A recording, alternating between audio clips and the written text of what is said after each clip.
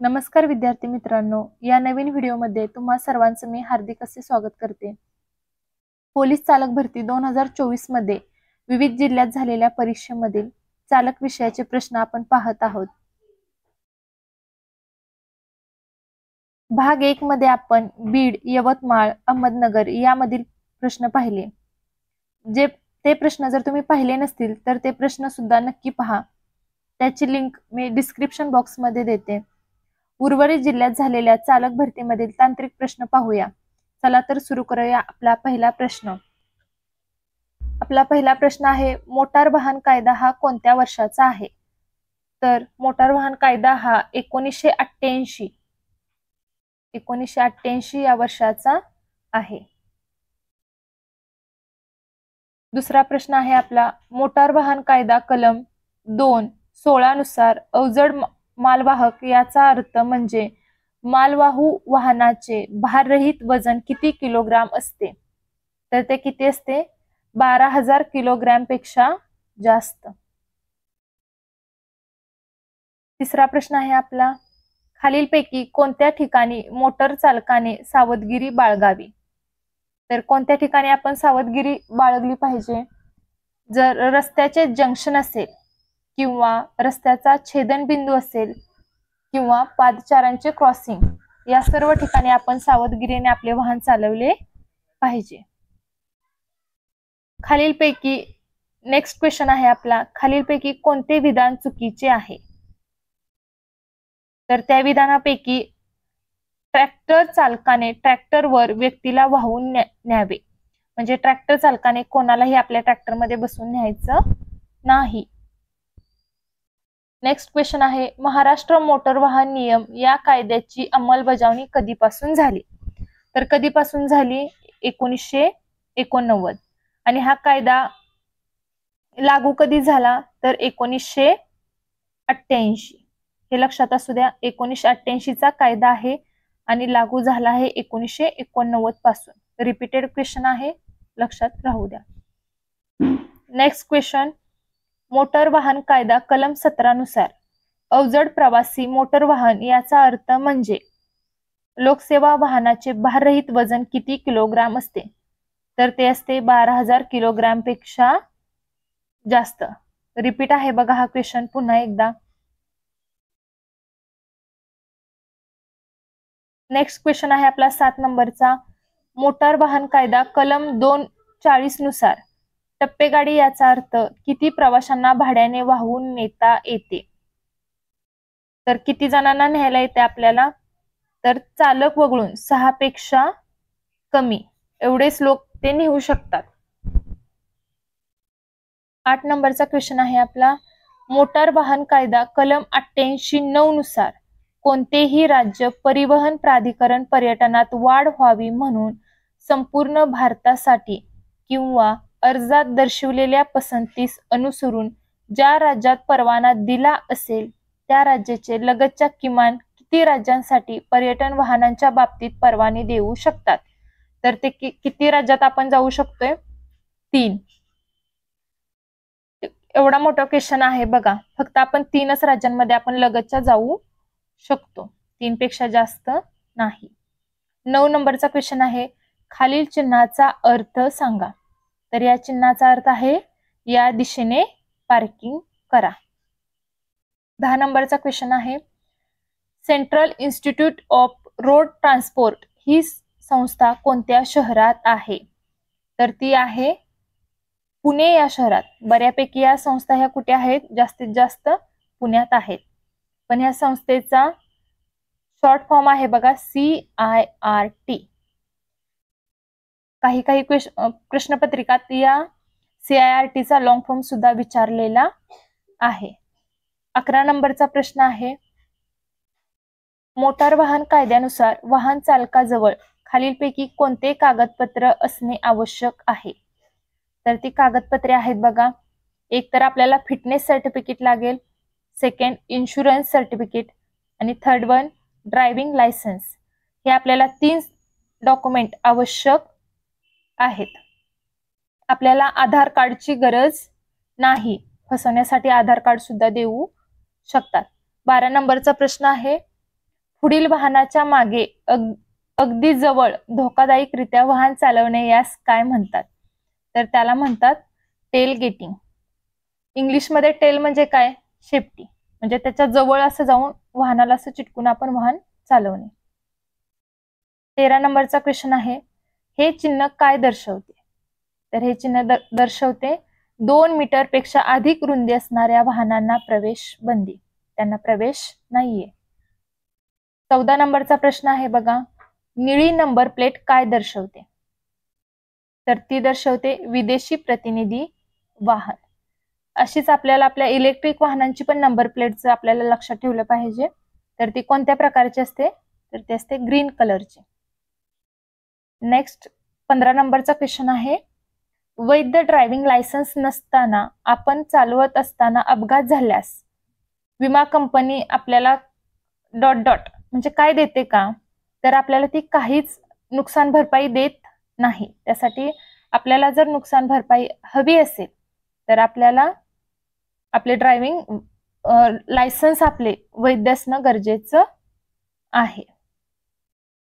16 नंबरचा प्रश्न आहे, दारू पिऊन वाहन चालवणे हे कृत्य मोटार वाहन कायदा 1988 चे कोणत्या कलमान्वये गुन्हा आहे?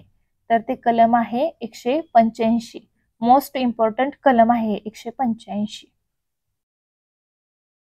17 नंबरचा क्वेश्चन आहे बघा, मार्गिका आखलेल्या रस्त्यावरून तुम्ही वाहन नेताना ...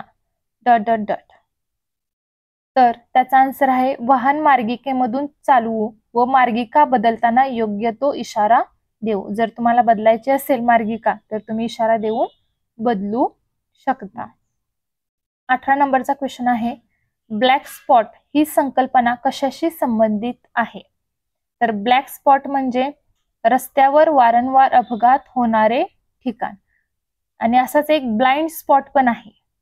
ब्लाइंड स्पॉट म्हणजे काय ते तुम्ही कमेंट बॉक्समध्ये नक्की सांगा.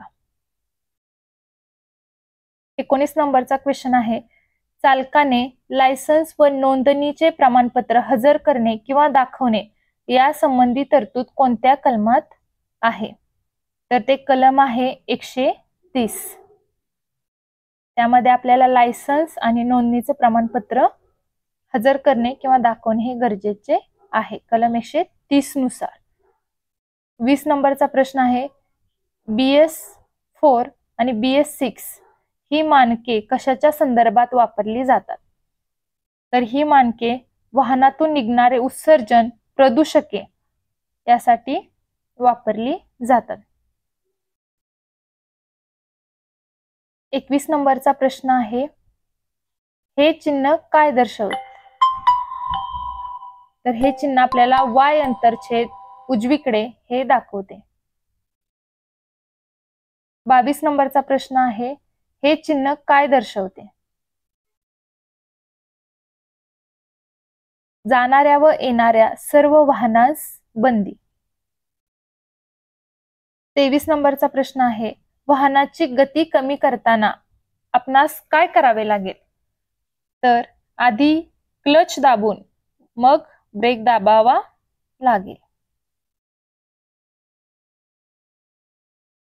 24 नंबरचा प्रश्न आहे, तीव्र उताराचा घाट असताना तुमचे वाहन कसे चालवाल? असं थोडक्यात तो विचारलेला प्रश्न आहे. तर त्याचा आन्सर आहे बघा, त्याच तीव्रतेचा चढ चढण्यासाठी जो गिअर वापरावा लागतो त्या गिअरमध्ये ते असावे. 25 नंबरचा प्रश्न आहे, द्रुतगती मार्गावरील अगदी उजवीकडील मार्गिका ही कशासाठी वापरली जाते? तर ती फक्त ओव्हरटेक करण्यासाठी वापरावी.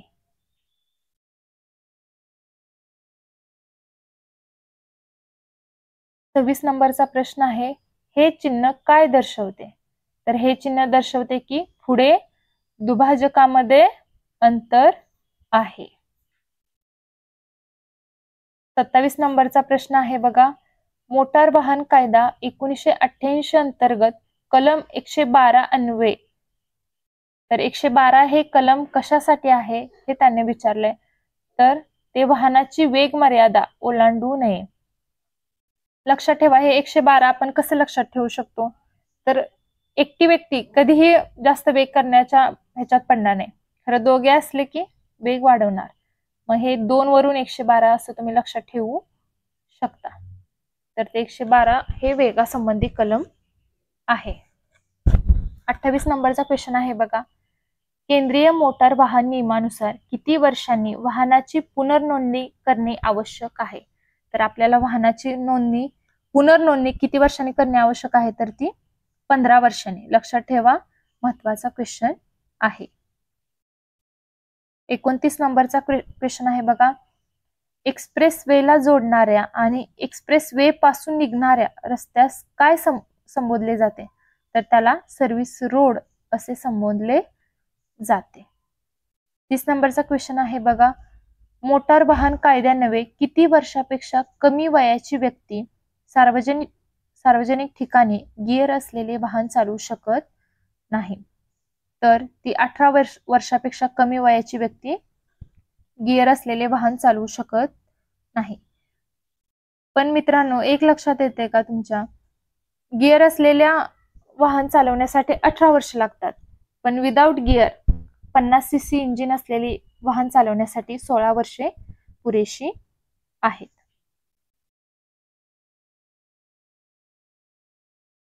एकतीस नंबरचा क्वेश्चन आहे बघा.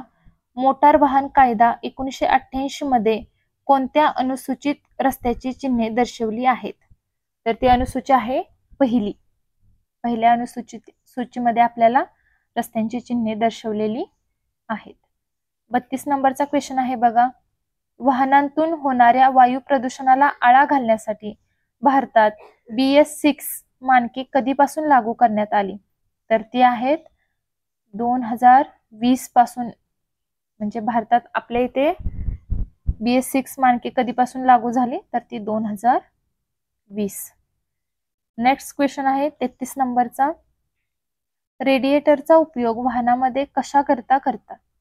तर रेडिएटरचा उपयोग आपण वाहनामध्ये इंजिन थंड ठेवण्यासाठी आपण वापर करतो. 34 नंबरचा क्वेश्चन आहे. वाहनांसंदर्भात SUV म्हणजे काय? थोडक्यात त्याने SUVचा लॉंग फॉर्म विचारलेला आहे. तर ते आहे स्पोर्ट्स युटिलिटी व्हेइकल, म्हणजेच SUV. 35 नंबरचा प्रश्न आहे बघा. ब्लॅक स्पॉट ही संकल्पना कशाशी निगडीत आहे? तर ब्लॅक स्पॉट ही संकल्पना रस्त्यावरील वारंवार अपघात होणारे ठिकाण याच्याशी संबंधित आहे. 36 नंबरचा प्रश्न आहे बघा. दारू पिलेल्या व वाहन चालवत असलेल्या व्यक्तीवर मोटार वाहन कायद्याच्या कुठल्या कलमाखाली कारवाई करता येते? तर ते कलम आहे 185. दारू पिलेला असेल तर 185 नुसार कारवाई होऊ शकते. 37 नंबरचा प्रश्न आहे बघा. हे चिन्ह काय दर्शवते? तर हे चिन्ह दाखवते की वाहन सावकाश चालवा. 38 नंबरचा प्रश्न आहे बघा. समांतर पार्किंग केलेल्या वाहनांमधील किमान अंतर किती असते? तर समांतर पार्किंग केलेल्या वाहनांमधील अंतर हे 3 फूट एवढे असते. 39 नंबरचा प्रश्न आहे बघा. झेब्रा क्रॉसिंग कशासाठी असते? सगळ्यांना हे माहितीच आहे. झेब्रा क्रॉसिंग कशासाठी असते? पादचाऱ्यांना रस्ता ओलांडण्यासाठी. 40 नंबरचा प्रश्न आहे बघा. जड वाहन रस्त्याच्या कोणत्या बाजूने चालवावे? तर ते आपण जड वाहन डाव्या बाजूने चालवू शकतो किंवा चालवावे. 41 नंबरचा क्वेश्चन आहे बघा. लाईट मोटर व्हेइकल म्हणजेच LMV शॉर्ट फॉर्म आहे बघा त्याचा. LMV ची वजन वाहून नेण्याची क्षमता किती टनापर्यंत असते? तर ती किती टनापर्यंत वजन वाहून नेऊ शकते? 4 टन. 42 नंबरचा प्रश्न आहे बघा. कोणत्या प्रकारची चिन्हे नेहमी चौकोनात असतात? तर चौकोनातील चिन्हे कशी असतात? माहिती दर्शक.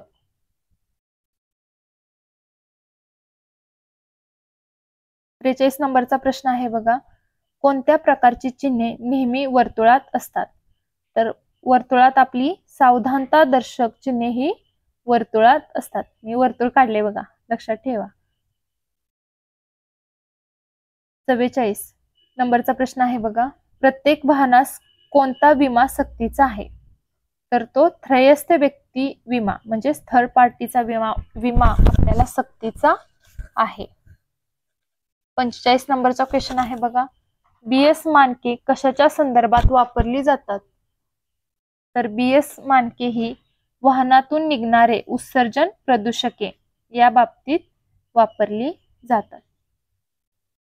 46 नंबरचा प्रश्न आहे बघा, ट्रॉली जोडल्यानंतर ट्रॅक्टर ... ताशीपेक्षा जास्त वेगाने चालवणे गुन्हा आहे. तर ट्रॉली जोडल्यानंतर आपण 10 किलोमीटर ताशीपेक्षा जास्त वेगाने वाहन चालवू शकत नाही. त्यामुळे 10 किलोमीटर पेक्षा जास्त वेग नको आहे. 47 नंबरचा प्रश्न आहे, वाहनाच्या बाजूच्या आरशामध्ये वाहनाच्या मागून येणारी वाहने कशी दिसतात? तर ती कशी दिसतात? लांब अंतरावर. 48 नंबरचा प्रश्न आहे, वाहनाच्या हेडलाईटवर कोणत्या प्रकारचा आरसा वापरला जातो? तर तो आहे वाहनाच्या हेडलाईटवर अंतर्गोल स्वरूपाचा आरसा वापरला जातो. आणि 49 नंबरचा प्रश्न आहे बघा, इलेक्ट्रिक वाहनांची नंबर प्लेट कोणत्या रंगाची असते? तर ती असते हिरव्या रंगाची. 50 नंबरचा प्रश्न आहे बघा, खाली दिलेले चिन्ह काय दर्शवते? तर ते चिन्ह आहे अरुंद पुलाच्या बाबतीत हे चिन्ह आहे. 51 नंबरचा प्रश्न आहे बघा, खाली दिलेले चिन्ह काय दर्शवते? तर ते हे चिन्ह दाखवते वजन मर्यादा. 52 नंबरचा प्रश्न आहे बघा, वाहन चालविण्यासंदर्भात ब्लाइंड स्पॉट म्हणजे काय? तर ब्लाइंड स्पॉट म्हणजे प्रत्यक्ष डोळ्यांना व आरशामध्ये न दिसणारा भाग म्हणजेच ब्लाइंड स्पॉट. 53 नंबरचा प्रश्न आहे बघा, वाहनामध्ये मागचे दिसण्याकरता वापरले जाणारे आरसे कोणत्या स्वरूपाचे असतात? तर मागचे दिसण्यासाठी आरसे कोणत्या प्रकारचे असतात? तर ते असतात बहिर्वक्र. आणि हेडलाईटचे कोणते असतात? तर ते असतात अंतर्वक्र. हे लक्षात ठेवा, हा फरक आहे. 54 नंबरचा प्रश्न आहे, फास्टॅग प्रणालीचा वापर कोठे केला जातो? तर तो केला जातो टोल नाका. 55 नंबरचा प्रश्न आहे बघा, त्रिकोणातील चिन्हे ही कोणत्या प्रकारची असतात? तर त्रिकोणातील चिन्हे ही सावधान करणारी असतात. 56 नंबरचा प्रश्न आहे बघा, मोटार वाहन कायदा कलम 185 कशाबद्दल आहे?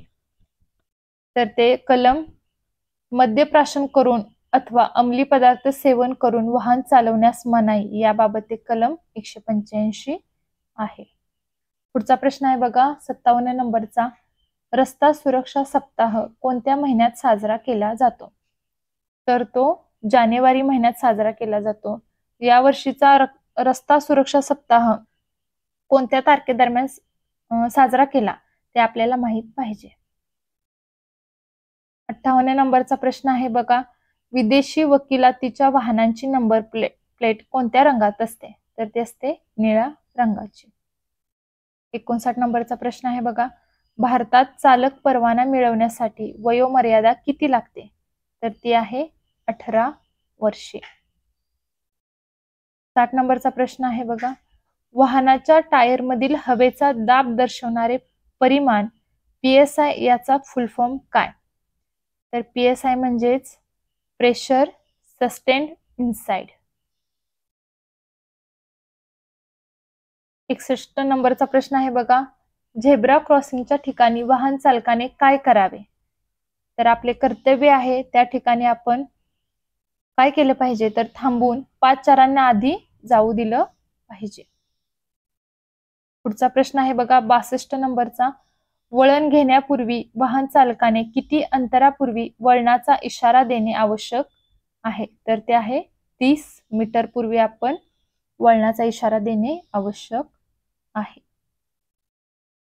63 नंबरचा प्रश्न आहे, 1 एप्रिल 2019 पासून भारतातील नवीन नोंदणीकृत वाहनास कोणत्या प्रकारचे नंबर प्लेट बंधनकारक करण्यात आले आहे? तर ते आहे हाय सिक्युरिटी रजिस्ट्रेशन प्लेट. तर काही प्रश्नपत्रिकेत आपल्याला HSRP चा लॉंग फॉर्म सुद्धा विचारलेला आहे, तर तो आहे हाय सिक्युरिटी रजिस्ट्रेशन प्लेट. 64 नंबरचा प्रश्न आहे बघा, शिकाऊ परवान्याची वैधता किती महिने असते? तर ते असते 6 महिने. 65 नंबरचा प्रश्न आहे बघा, शांतता क्षेत्रातून वाहन चालवताना आपण काय कराल? तर आपण हॉर्न वाजवणार नाही. 66 नंबरचा प्रश्न आहे बघा, वाहन टो करून घेऊन जाताना खालीलपैकी हे जास्तीत जास्त अंतर 2 वाहनांमध्ये ठेवण्याची परवानगी आहे? तर ते टो करून वाहन जाताना जास्तीत जास्त 2 वाहनांमध्ये 10 मीटर एवढं अंतर ठेवलं पाहिजे. 67 नंबरचा प्रश्न आहे बघा, PUCC चे पूर्ण रूप कोणते? आपल्याला फुल फॉर्म माहित पाहिजे, पोल्युशन अंडर कंट्रोल सर्टिफिकेट. 68 नंबरचा प्रश्न आहे बघा, लुकलुकणारा लाल ट्रॅफिक लाईट म्हणजे काय? तर तो काय दाखवतो? वाहन थांबवा व सुरक्षित असल्यास पुढे जा. अशा प्रकारे या व्हिडिओमध्ये आपण वाहतुकीशी संबंधित प्रश्न पाहिले आहेत. याचा तुम्हाला निश्चितच फायदा होईल आणि अशाच नवीन महत्त्वाच्या व्हिडिओज पाहण्यासाठी माझ्या चॅनलला नक्की सबस्क्राईब करा. धन्यवाद.